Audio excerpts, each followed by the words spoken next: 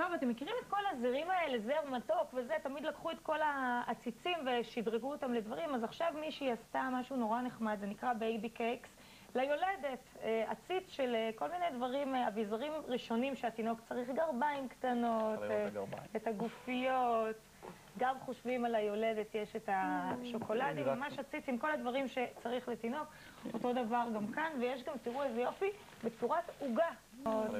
קיבלתי כזה, גם חושבים על היולדת, יש את השוקולדים, זה ממש כל הדברים שצריך לתינוק, זה מה קורה שמרימים לי ככה גרביים מול הפנים, עכשיו אני בא לי להריח את זה ולזרוק את הכביסה. ויש גם ערכה לאב הצעיר, אבל משום מה, רגע, אז יש לי בין כל הדברים זה ככה נעלם פה.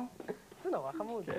איזה חמוד. זה דברים נורא מתוקים, האמת שקיבלתי משהו דומה לזה ללידה, וזה נורא כיף, כי אתה נמאס לך מפרחים.